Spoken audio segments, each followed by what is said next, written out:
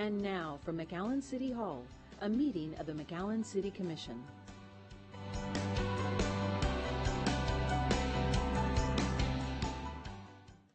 And good evening, everybody. Welcome to tonight's City Commission meeting, and happy Monday. Little notice, today's the first day of early vote, runs through, when is it, November the 4th? And of course, date of the election is November the 8th. So make sure you yourselves, your friends, get out and vote for a candidate of your choice. It's very important, one of the most important rights we have. Okay, tonight we'll begin with a Pledge of Allegiance, followed by an invocation by Commissioner Tony Aguirre. I pledge allegiance to the flag of the United States of America and to the republic for which it stands, one nation, under God, indivisible, with liberty and justice for all. I was thinking, instead of hearing me do an invocation, I'd like for all of us to sing, God Bless America. God bless America, land that I love. Stand beside her and guide her through the night with the light from above. From the mountains, through the prairies, through the oceans, white with foam. God bless America, my home, sweet home. God bless America, my home, sweet home. Thank you. That was Thank you, awesome. Tony. Very That was nice. excellent. And very appropriate for the first day of early vote. Canta muy bonito, Commissioner, muy bien.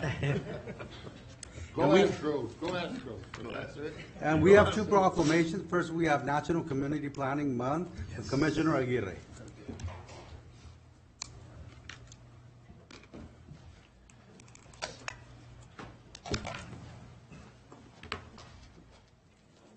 Okay. Everybody coming? Come on. Everybody shy? They're not shy, but they're working. We didn't plan ahead. Okay. Half and half. Good.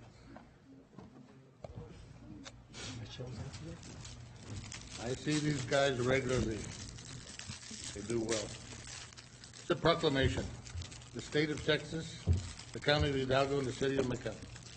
Whereas change is constant and affects all cities, towns, suburbs, counties, boroughs, townships, rural areas, and other places. And whereas community planning and plans can help manage this change in a way that provides better choices for how people live and work. And whereas community planning provides an opportunity for all residents to be meaningfully involved in making choices and determining the future of their community. And whereas the full benefits of planning requires public officials and citizens who understand, support, and demand excellence in planning and plan implementation. And whereas the month of October is designated as National Community Planning Month throughout the United States of America and its territories. And whereas the celebration of National Community Planning Month gives us the opportunity to publicly recognize the participation and dedication of the members of the Planning Commission and other citizens planners who have contributed their time and expertise to the improvement of our great, beautiful city of McAllen. And whereas we recognize the many valuable contributions made by professional community and regional planners of the city of McAllen and extend our heartfelt thanks for the continued commitment to public service by these professionals.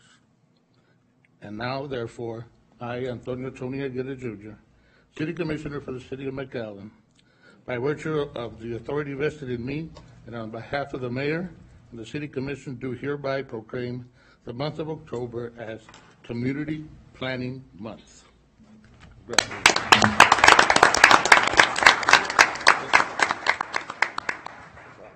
Thank you, Commissioner. You know, as planners, we always try to increase the quality of life for all McAllen residents.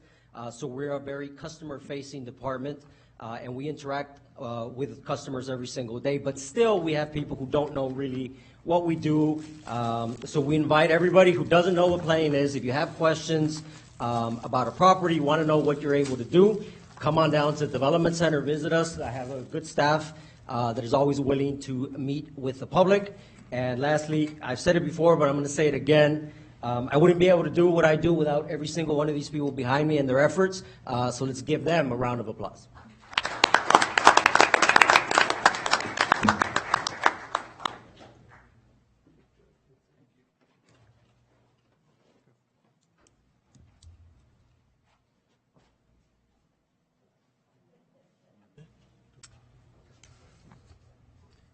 And we have another proclamation, Municipal Court Week, by Mayor Pro Tem Zamora.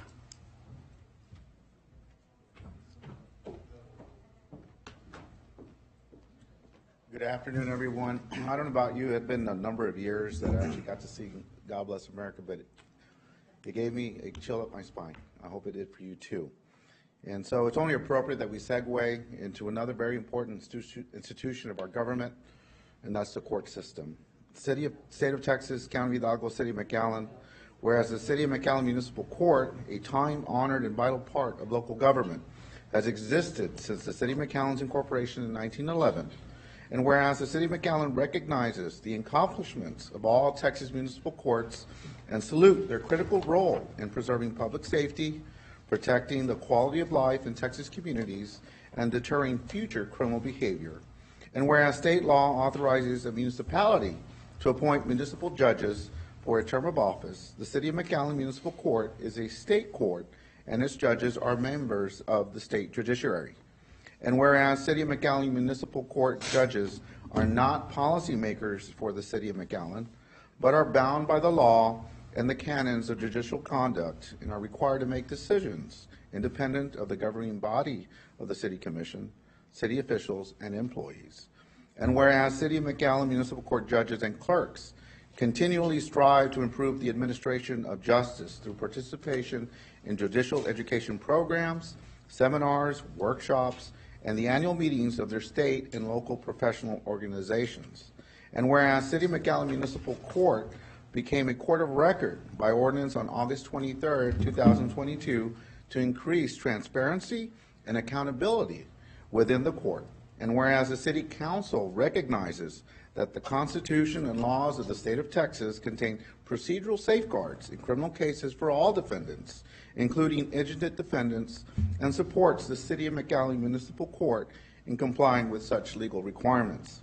Now, therefore, I, Joaquin Zamora, Mayor Pro Tem for the Board of Commissioners of the City of McAllen, Texas, by virtue of the authority vested in me, on behalf of the Mayor of McAllen and the rest of the Board of City Commissioners, do hereby proclaim November 7th through November the 11th, 2022 as Municipal Court Week. And we have Judge Renee Sepulveda here today.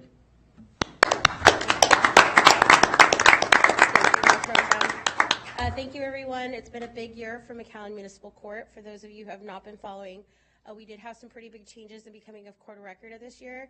We've serviced more citizens than ever here in the city, and not only citizens, but people who are traveling or are visiting our area. And we've had to comply with some pretty significant changes in bail law. And I'm proud to announce that my staff handled that amazingly. Our department definitely couldn't do what we do without them. My 4 associate judges have also been at the forefront of making sure that we're complying with all changes in state law. And we're a pretty unique department that it's not only my staff that works with us, but also the staff of Chief Victor Rodriguez and also the staff of the City Attorney's Office with Mr. Isaac Twill. And I'm proud to announce that our 3 departments work as hard as we can every day to ensure that the citizens of McAllen and people who come through McAllen are getting the justice that they deserve. Thank you, everyone, for this, and couldn't do what we do without, of course, the support of the City Commission and the Mayor. Thank you, Judge, for all you do. Thank Thank you.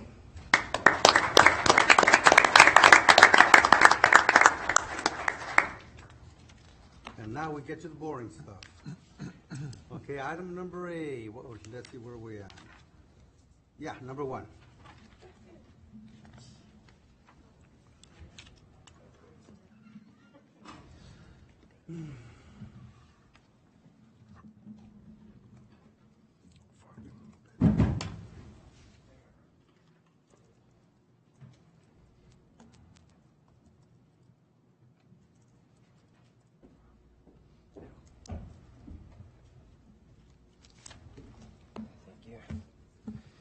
Mayor, Commissioners, so there's recently been an increase in interest for after-hours BYOB centers, bring your own beverage. Unlike other event centers, these establishments usually want to open at 2 and stay open till 5 a.m. So these hours facilitate the overconsumption of alcohol and ultimately increase the possibility of accidents. What the proposed ordinance does is create a CUP category for BYOB establishments and places conditions on those permits. The ordinance was presented at the October 18th Planning and Zoning Commission meeting. There was no public comment. P&Z did have some questions for clarity, but after some discussion, they unanimously recommended approval of the ordinance. Staff does recommend approval. What's the time frame? I mean, the categories? So the BYOB category requires that any event center close at 2 a.m., and that is the latest. That is it? That is it, sir. Okay, excellent. Yeah. And this is a public hearing, so. Does anybody here against the item, or against the item? Anybody? Because there was quite a bit of interest before. No? Okay. Do I hear a motion? Motion to approve. Second. All in favor? Aye. Against? Motion carries. Thank you. I think that was very necessary. Thank you, sir. Item number 2. Tonight, we have 3 items listed under routine. They're all conditional use permits. As always, they come with a favorable recommendation of the Planning and Zoning Commission and had no opposition. They're going to be approved with one motion or discussed separately as desired. They are a conditional use permit for life of the use for Morris Park improvements, that's from the city, at 1400 Trenton Road. A conditional use permit for 1 year for Padel Courts with beer and wine sales, that's in 1920 North 23rd. And a conditional use permit for 1 year for an event center at 3501 State Highway 107. Okay. Anybody to discuss any of these issues, for or against? Anybody? If not, do I hear a motion to approve? I'd like for us to consider item 2A2 separately from. Do I hear a motion to approve items 1 and 3? So moved. Thank you. All in favor? Aye. Against? Motion carries. Item number 3? 2. 2, sorry. You want me to? Yeah, on this present it or you have a item, question? can you give a brief description of it? Yeah, so this is for Padel. It's a club. It's kind of like tennis. It's about a third of the size, and it's enclosed, so it's kind of like a squash tennis hybrid. As part of the sports club, they are attempting to sell alcohol. There is going to be some food sales, but right now, because it's the first time they're going to do this, we believe that alcohol sales may outnumber food, which is why we're requiring or suggested the conditional use permit. Okay. I guess my concern here is that it's adjacent to McAllen, and it's obviously within the 300 Correct. feet. And I'm a little concerned that it's in a routine item as well, but that's more of our shop than it is Yeah. the item. But are the applicants here, and can they talk to us about the fact that they're building right next to McAllen, and how can we have a comfort level in knowing that there's not going to be an issue there? Of course.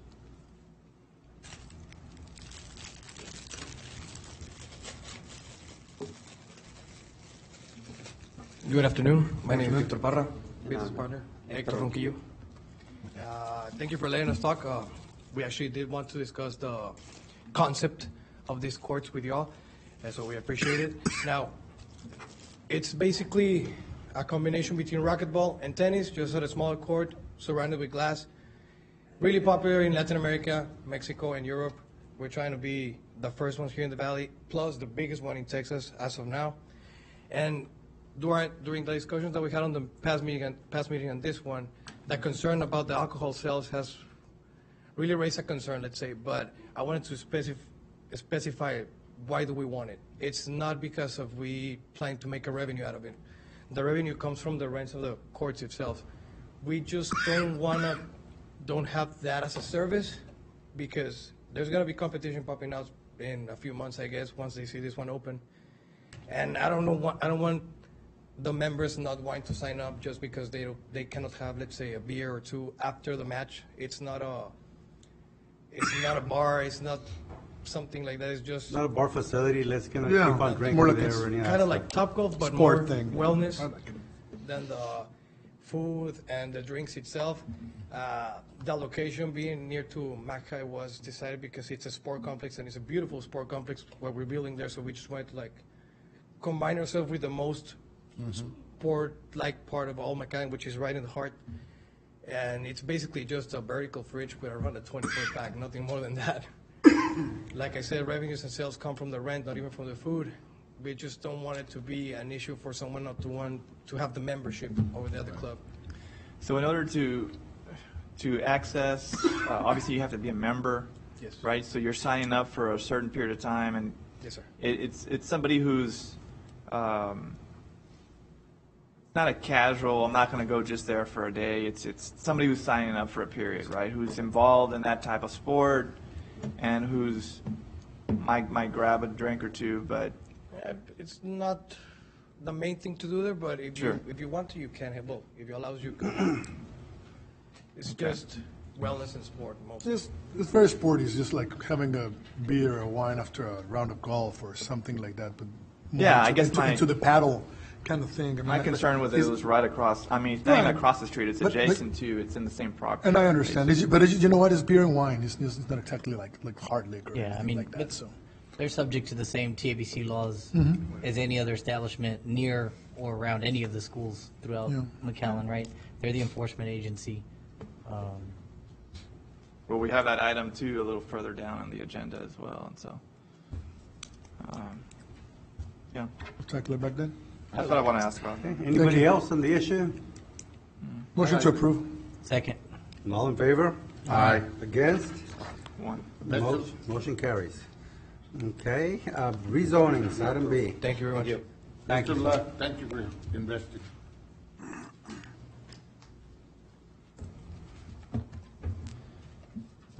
Yes, sir. So this is an initial zoning to R3A at 601 North 9th Street, which I don't have. Is it? There's one rezone first, isn't it? B1? B1? Yeah, B1. So this, Yeah, you were going to 9th sorry, Street. yeah, right? yeah, you're right. 7,000 mile 6. I read the wrong one. Correct. So this property is located on the north side of mile 6, approximately 380 feet west of Glasscock. The property measures 8.92 acres.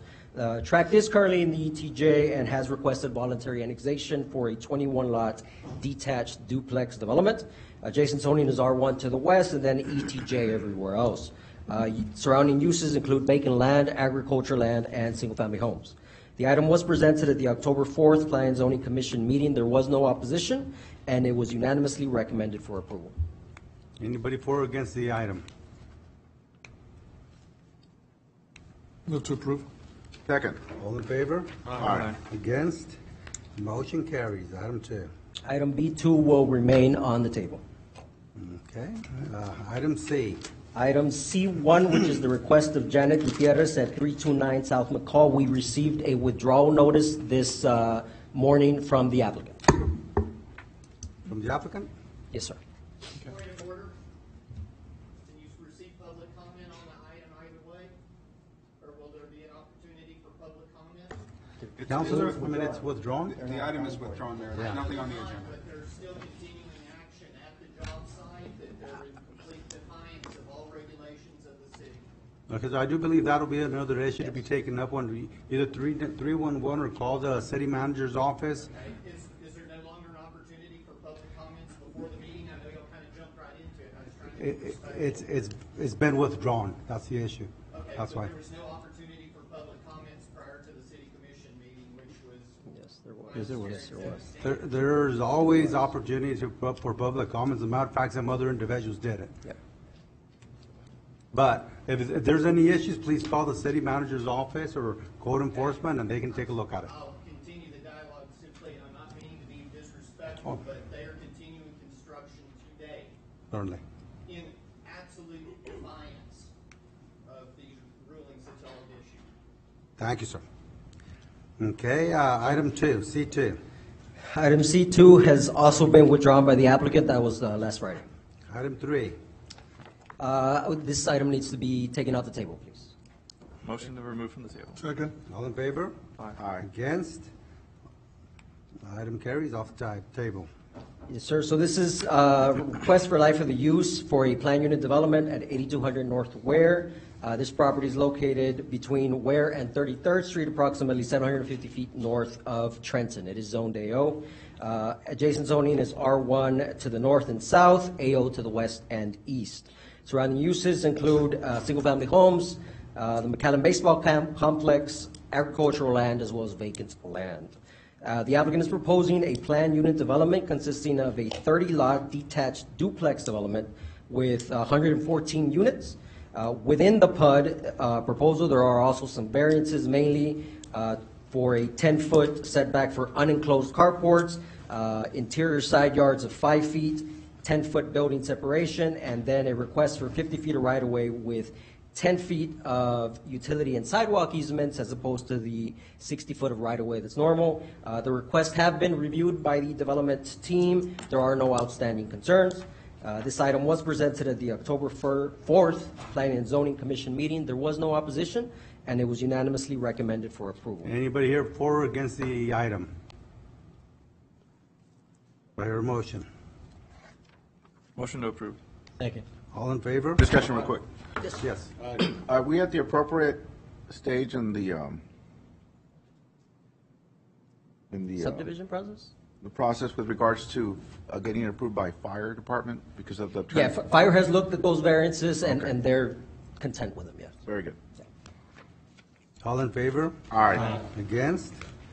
Motion carries. Item D, I need a motion to amend the zoning ordinance of the city of McAllen. Second. All in favor? Aye. Against? The motion carries. Item E. Yes, sir. So this is a TABC variance for the Padel Club that was just approved recently. Again, this property is located on the southeast corner of North 23rd and Tamarack. As I mentioned, this is the initial TABC variance for this property. The applicant is requesting variance to the distance requirement since they are within 300 feet of Mac High. They are proposing to sell beer and wine for on-premises consumption only. They are proposing to operate from 6:30 in the morning to midnight daily. Obviously, TABC controls what hours they can sell alcohol, and staff does recommend approval based on the fact that alcohol sales are secondary to the usage. Certainly. Motion to approve. Well, it's, anybody here for or against the issue? No? Do I hear a second? Second. All in favor? Aye. Against? Opposed. Motion carries. Item F. And this property is the annexation on North Mile 6 Road, which is the initial zoning that was just approved before as well. We haven't received any opposition, and this subdivision has already received preliminary approval in January of this year. We are Anybody recommending here annexation. for or against the item? Not? Do I hear a motion? This was a voluntary annexation? Voluntary, yes, sir. Okay. So moved. All in favor? Aye. Against? Motion carries. Consent agenda, we have consent agenda items A through K. Do we need to pull anything out? That's the end of the public hearing? Great. Yes, that's the end of the public hearing. Items A through K, do we need to pull anything out? 1 second.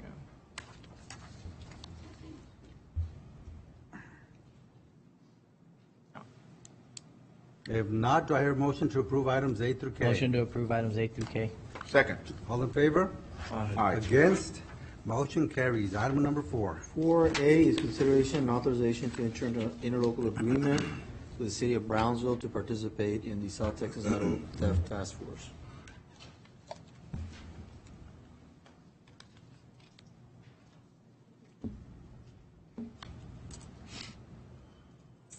Mr. Mayor, members of the commission, this is an annual MOU that we exercise with Brownsville for grant funds to impart benefit to usual the and county, standard. content of a total of $300,000 for our share in that particular grant. This grant now is about 32, maybe 34 years continuous that we've been benefiting from this. We began this about early 1990s out of Brownsville, and it has continued every year since that time. So it's an annual funds of about 6 of our positions in part. So we benefit about $300,000 from this for that cost. Motion to approve. Second. All in favor? Aye. Against? Motion carries. Item B. B is award a contract for South 23rd Street in Jackson and South 10th Street in Business. Good afternoon, Mayor and Commission. The scope of work includes the construction of a left turn lane at the intersection of Jackson Avenue and 23rd Street, and the construction of a designated right turn lane at the intersection of Business 83 and 10th Street to improve both intersections and have more efficient traffic movements. Staff recommends the award of the contract to the lowest responsive bidder, RBM Contractors LLC of Ed Couch, Texas, in the amount of $423,885,000.40, with a contract time not to exceed 167 calendar days, and we'd open it up for any questions. Any issues, questions? And if not, do I hear a motion to approve? Motion to approve. Second. All in favor? Aye. Against? Motion carries. Item D. C is consideration and approval of change order number 1 for 23rd Street intersections. The change order number 1 is for the removal and replacement of 185 linear feet of curb and gutter along the outer southbound lanes of 23rd Street. The second item is for the addition of 2 water meter adjustments along with sidewalk repair. Staff recommends approval of the change order number 1 for an increased amount of $9,914 with an addition of 4 calendar days to the contract. This brings the revised contract amount to $838,925.85 with 204 calendar days, and we open it up for any questions. Any issues? What's the scope of work being involved there in that location? These are similar to the item before. They're left turn widenings so that we can allow for left turn movements. So moved. Second. All in favor? Aye. Against? Motion carries. Oh, the project cost is 800 and something. This is a change of 8,000. Is way under the statutory limit that it can just be done administratively. Why do we have to bring these to? I mean, it was just 8,000. Change of a contract needs city commission approval. Change orders? Yes, sir. And while it's 800,000, it's 3 separate projects, so they're probably about 200,000 in cost. So it is still a pretty good percentage for the small size of each intersection. It's just we let it as one contract for 3 intersections. Oh. But let's take a look at that, Counselor, anyway. Will do, Mayor. Next item, item D. D is consideration and approval of the Seymour proposal qualifications for Quinta Mazatlan. The project before you is the construction manager at risk proposal for qualifications for the Quinta Mazatlan Center for Urban Ecology and the Quinta Park and Ride. Staff has received both proposals. Provided in your packet is the overall scoring summary and evaluation criteria. Staff recommends qualifying both construction manager at risk proposals received and authorization to move forward with step 2 of the CMR services for the Quinta Mazatlan Center and Urban Ecology and the Quinta Park and Ride. And we open it up for any questions. I guess for public consumption, can you kind of explain the difference between what we did before with the bidding process and what this construction manager at risk will mean in terms of their involvement with the project? Definitely. So this process is a little different. What we're doing here first is we're looking for a qualified contractor before we get into deciding the price of the contract. We have an estimated price, but we want to qualify the contractor, make sure they're able to meet some of the certifications that are required for the Urban Ecology Center. So there's lead requirements and little escalated requirements, and so we certify them first. And then the next step would be to negotiate an overhead and profit price that we feel comfortable with, and we would negotiate with them in step 2 for that. That helps us to get the best price there. The next step would be to get a guaranteed maximum price, and so they'll look at the project and they'll work on valuing that project into a price that the city is comfortable with, they're comfortable to build with. If we can get to that price point, then we would lock in a contract. We'd come back and lock in a contract at that price.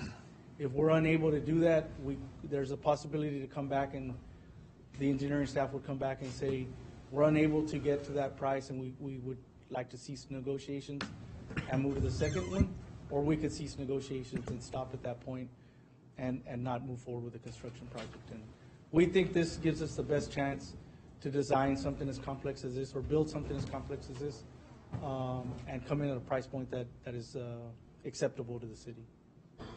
Just, I guess, for clarification, if, for example, under the normal bidding process, we had a certain design or whatnot, we give it to the contractor, they build it that way, right? That's, you basically, you put it out to bid, the price you get is the price you get, right. and you have to build it, they build exactly what's there. It's very difficult to really value at that point once they've given you a hard set price. Right. In this process, they're a little bit more involved in terms of what the cost will be. So what we're able to do with the contractor through this process is, so they'll look at our design, and they'll offer alternatives or alternative materials, alternative designs that they think they can get a better price in the market. They're able to go out in the market and get those prices and bring them back to us so that we can review them hand in hand with them. And so there's a little bit of investment through our department or through the city, as well as the contractor. So we're going back and forth. If they think there's a better design, we get with the architect. The architect would go out and redesign to what they're telling us, and then we'd reprice that out and try to bring that price point until we got to a comfortable price. Thank you, Mr. Mendoza. Yes, sir. Motion to approve. Second. All in favor? Aye. Against? Motion carries. Managers report. Mayor and Commissioners, 5A is consideration and action on a request from the Tres Lagos Public Improvement District Board of Directors requesting the City Commission and the City of McAllen to include the PID in the city's self-insurance program and provide insurance coverage thereafter for property, casualty, and liability exposure.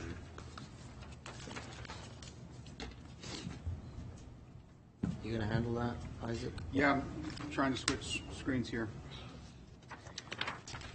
We discussed the legalities of this last meeting. The MOU pursuant to the terms that we approved last meeting were incorporated, or the terms for the proposed MOU were incorporated into the document that's before you. This will allow the PID to self-insure, be responsible for payment of all their claims, but allow my office through our property and casualty program to provide claims adjusting services for the approved fee that the City Commission asked for.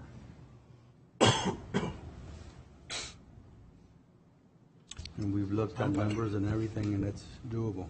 Yes, we're requiring them to maintain a letter of credit or resources of at least $500,000 at all times to be able to pay claims.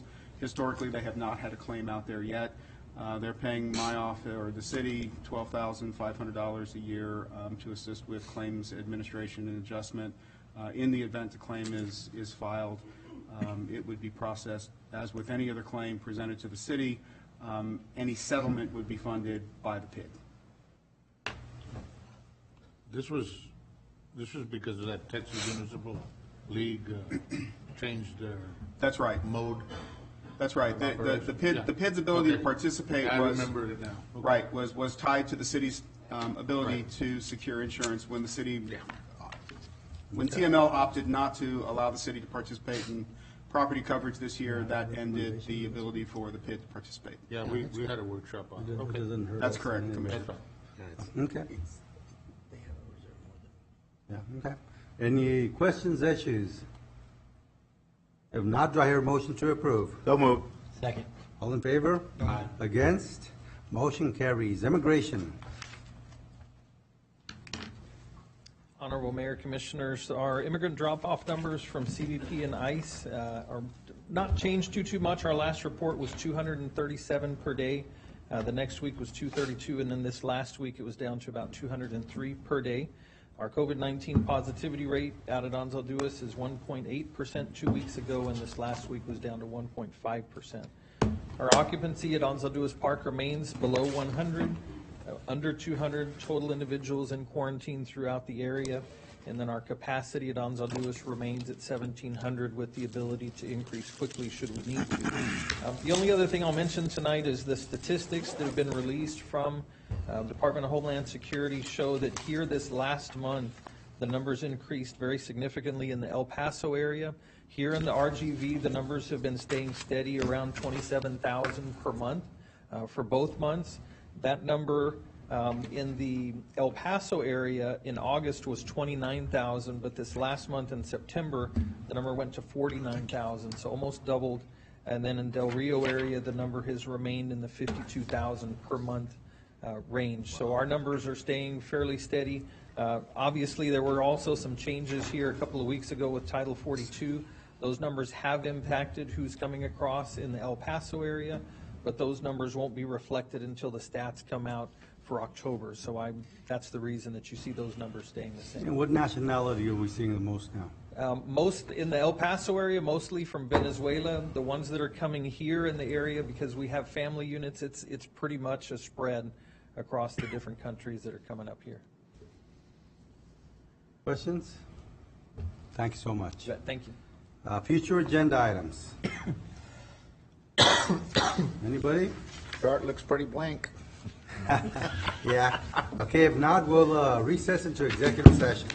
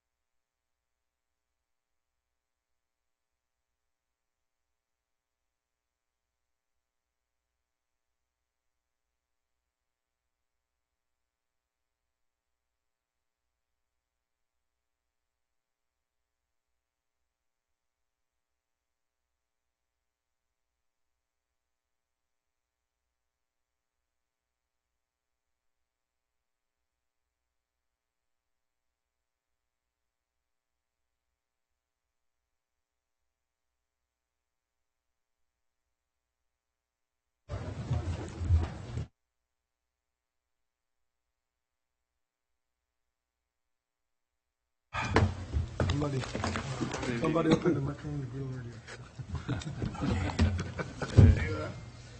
Really? And we're back from executive session. The time is 6:11. Council, what do we have? Okay, Mayor, with respect to items 6A, B, C, and D1, I recommend the commission take no action. With respect to item D2, I recommend that the City Commission consider approving a motion authorizing the economic development incentives described in executive session. Motion approved. So moved. All in favor? Aye. Against? Motion carries.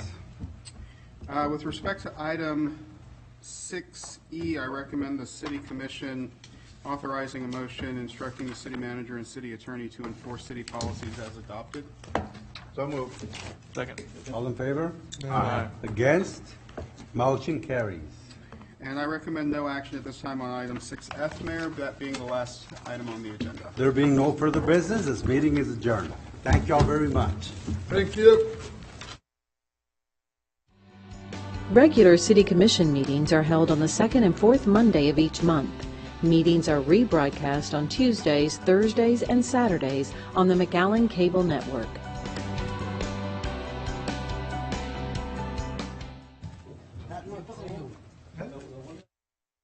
Shut down. The bridges were closed, and it took a big toll on us. But what didn't shut down was the city of McAllen. The city of McAllen never shut down, and the Chamber of Commerce never shut down either. So we knew that in 2020, during this pandemic, we were going to have to create something really special to make sure